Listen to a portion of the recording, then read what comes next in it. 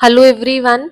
आज हम कक्षा 10वीं की हिंदी की क्षितिज बुक के पाठ 9 लखनवी अंदाज को पढ़ेंगे। यह पाठ यशपाल जी ने लिखा है। यशपाल जी द्वारा लखनवी अंदाज लिखा गया है। इनका जन्म सन 1903 में पंजाब के फिरोजपुर छावनी में हुआ। शुरू करते हैं हमारे पाठ के साथ। यूं तो यशपाल ने लखनवी अंदाज व्यंग्य यह साबित करने के लिए लिखा था कि बिना कथ्य के कहानी नहीं लिखी जा सकती, परंतु एक स्वतंत्र रचना के रूप में इस रचना को पढ़ा जा सकता है। यशपाल उस पतनशील सामंती वर्ग पर कटाक्ष करते हैं जो वास्तविकता से बेखबर एक बनावटी जीवन शैली का आदी है।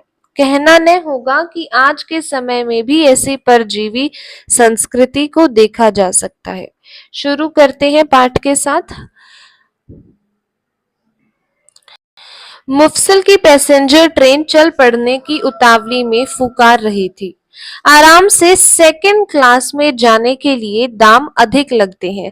सेकंड क्लास में जाने के लिए ज्यादा पैसे लगते हैं। दूर तो जाना नहीं था। भीड़ से बचकर एकांत में नई कहानी के संबंध में सोच सकने और खिड़की से प्राकृतिक दृश्य देख सकने के लिए टिकट सेकंड क्लास का ही ले लिया। मतलब उन्हें ज्यादा दूर तो जाना नहीं था, इसीलिए सेकंड क्लास की टिकट भले ही थोड़ी महंगी हो, लेकिन ज्यादा दूर नहीं जाना था और भीड़ से बचना था। वे एकांत में रहना था उन्हें, ताकि वे नई कहानी के बारे में सोच सके और खिड़की से प्राकृतिक दृश्य सौंदर्य को निहारना चाह रहे थे। गाड़ी छूट रही थी। सेकंड क्लास के एक छोटे डिब्बे को खाली समझकर जरा दौड़कर उसमें चढ़ गए। अनुमान के प्रतिकूल डिब्बा निर्जन नहीं था। ये लेखक कह रहे हैं, ठीक है। एक बर्थ पर लखनऊ की नवाबी नस्ल के एक सफेद पोश सज्जन बहुत सुविधा से पालथी मारे बैठे थे। शुरू तो लेखक ने किया कि भाई उन्हें अकेले बैठकर जाना था, परंतु जैसे ही वे चढ़े तो उन्हें देखने को मिलता है कि डिब्बा अकेला नहीं था, मतलब डिब्बा निर्जन नहीं था। डिब्बे में कोई पहले से ही बैठा हुआ था, और वह कौन था? लखनऊ की नवाबी नस्ल के एक सफेद पोश सज्जन, जिन्हें नवाब साहब कहा जाएगा, ठीक है। सामने दो ताजे चिकने खीरे तौलिए पर रखे थे। डिब्बे में हमारे सहसा कूद जाने से सज्जन की आंखों में एकांत चिंतन में विघ्न का असंतोष दिखाई दिया। अब वे खुद अकेले बैठे हुए थे और जैसे ही कोई और आया तो वे एकदम से चकित रह गए थे कि भाई ये ऐसे कैसे आ गए, ठीक है। डिब्बे में हमारे सहसा कूद जाने से ये हो सोचा, हो सकता है यह भी कहानी के लिए सूझ की चिंता में हो। ये खीरे जैसी अपदार्थ वस्तु का शौक करते देख जाने के संकोच में हो, ठीक है। तो वे क्या कह सकते हैं? वे क्या कह रहे हैं कि यह भी कहानी, मतलब वे भी कोई कहानी सोच रहे हो, या फिर खीरे जैसी अपदार्थ वस्तु का शौक करते, या फिर वे खीरे को अकेला खाना चाह रहे और उन्हें थोड़ी शर्म महसूस हो रही हो कि भाई वे खीरा खा रहे हैं अपनी, ठीक है। खीरे जैसी, तभी तो कहा कि खीरे जैसी अपदार्थ वस्तु का शौक करते देखे जाने के संकोच में हो। नवाब साहब ने संगति के लिए उत्साह नहीं दिखाया। हमने भी उनके सामने की बर्थ पर बैठकर आत्मसम्मान में आंखें चुरा ली। मतलब क्या है कि जैसे नवाब साहब ने, हम जैसे ही एकदम कूदे तो उन्होंने कोई ऐसा उत्साह नहीं दिखाया कि हाय हेलो करी हो, या कोई ऐसे, उन्होंने वे अपने काम से काम रख रहे थे। तो वही लेखक भी उनके सामने वाली बर्थ पर बैठकर वे भी आत्मसम्मान में थे कि भाई वे भी नहीं बात करेंगे, उन्होंने भी आंखें चुरा ली।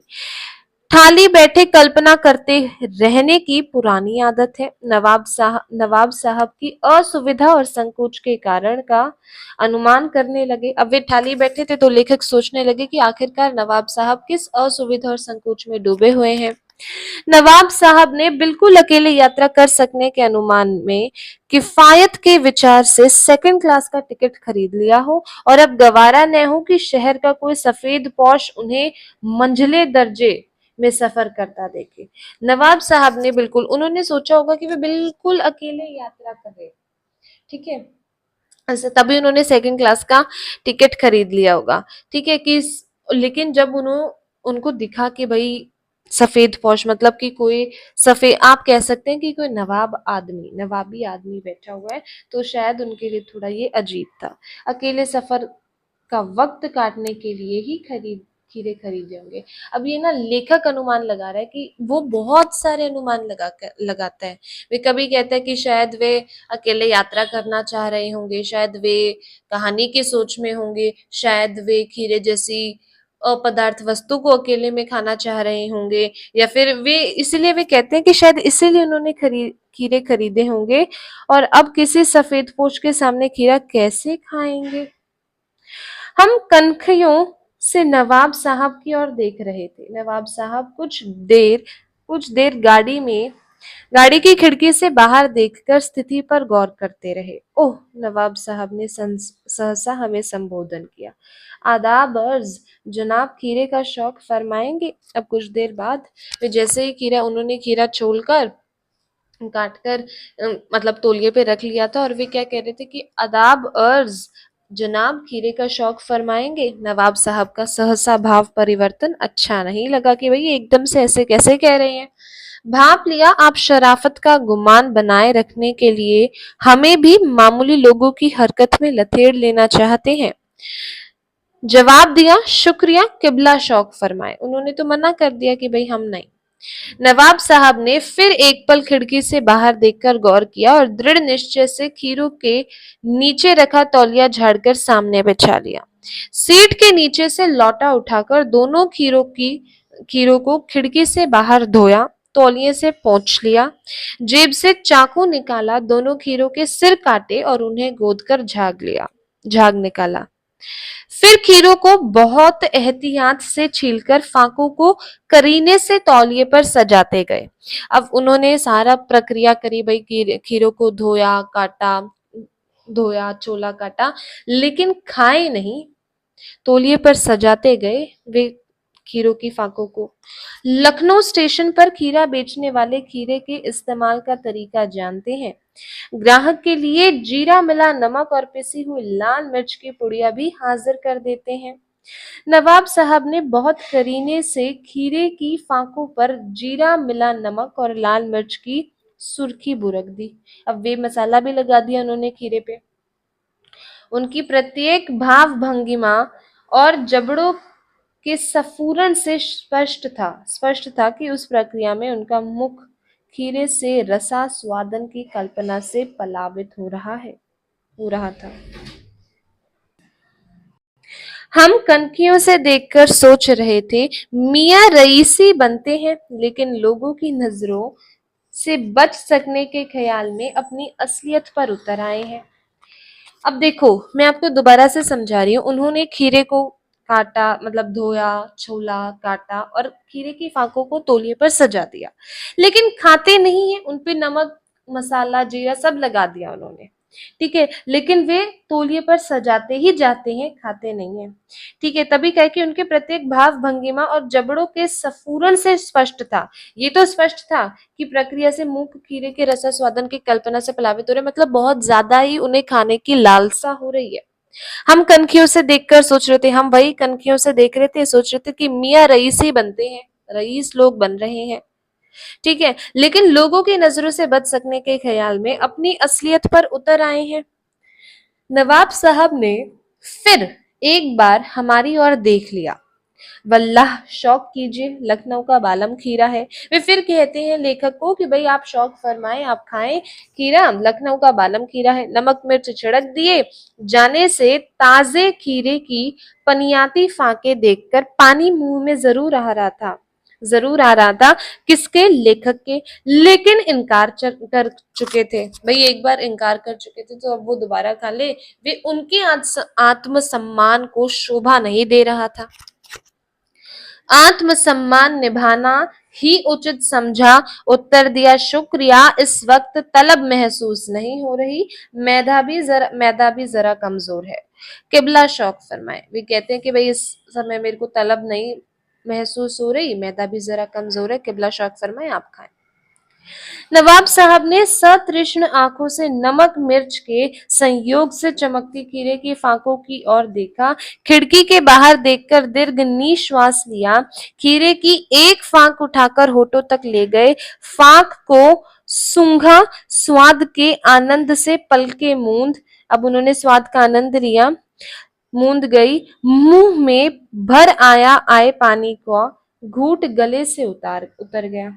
तब नवाब साहब ने फाक को खिड़की से बाहर छोड़ दिया। नवाब साहब कीरे की फाकों को नाक के पास ले जाकर वसना से रसा स्वादन कर खिड़की के बाहर फेंकते गए। नवाब साहब ने खीरे की सब फाकों को खिड़की से बाहर फेंककर तौलिए से हाथ और होंठ पोंछ लिए और गर्व से गुलाबी आंखों से हमारी ओर देख लिया, मानो कह रहे हो यह है खानदानी रईसों का तरीका। नवाब साहब खीरे की तैयारी और इस्तेमाल से थक कर लेट गए। हमें तस्लीम से सिर खम कर लेना पड़ा। यह है खानदानी तहजीब, नफासत और नजाकत। उन्होंने खीरा खाया नहीं, बल्कि उन्होंने खीरा सूंघा। सूंघ कर वे आंखें मूंद ली और वे उसका मतलब मूंद ली और वे क्या कर रहे थे, आनंद उठा रहे थे, परंतु खीरा खाया नहीं। यह नवाबी दिखा रहा है। ठीक है, और इस चीज को कोई अच्छे वे में नहीं, व्यंग, मैंने बताया आपको, इस चीज को लेकर एक अलग दृश्य से देखते हैं, कहते हैं कि भाई ये इनके नवाबी शौक है। ये नवाबी शानो शौकत ऐसी है कि भाई खीरा खाया भी नहीं, भला कोई सूंघ कर अपना पेट भर सकता है। नवाब साहब खीरे की तैयारी और इस्तेमाल से थककर लेट गए। हमें तस्लीम से सिर खम कर लेना पड़ा। यह है खानदानी तहजीब, नफासत और नजाकत। हम गौर कर रहे थे खीरा इस्तेमाल करने के इस तरीके को खीरे की सुगंध और स्वाद की कल्पना से संतुष्ट होने का सूक्ष्म, नफीस या एब्स्ट्रैक्ट तरीका जरूर कहा जा सकता है, परंतु क्या ऐसे तरीके से उदर की तृप्ति भी हो सकती है? नवाब साहब की ओर से भरे पेट के ऊंचे डकार का शब्द सुनाई दिया और नवाब साहब ने हमारी ओर देखकर कह दिया, खीरा लजीज होता है लेकिन होता है सकील, नामुराद मैदे पर बोझ डाल देता है। अब यहाँ पे क्या है कि भाई उन्होंने उनकी ना डकार भी आई, ऐसे आई कि मानो उन्होंने ही खीरा खाया हो पूरा। ठीक है, और वे कहते हैं कि भाई खीरा लजीज है। ठीक है, क्या कहते हैं कि खीरा है तो लजीज, होता लजीज है लेकिन सकीला, नामुराद मैदे पर बोझ डाल देता है। ज्ञान चक्षु खुल गए, पहचाना ये है नई कहानी के लेखक। ठीक है, खीरे की सुगंध और स्वाद की कल्पना से पेट भर जाने का डकार आ सकता है, तो बिना विचार, घटना और पात्रों के लेखक की इच्छा मात्र से नई कहानी क्यों नहीं बन सकती।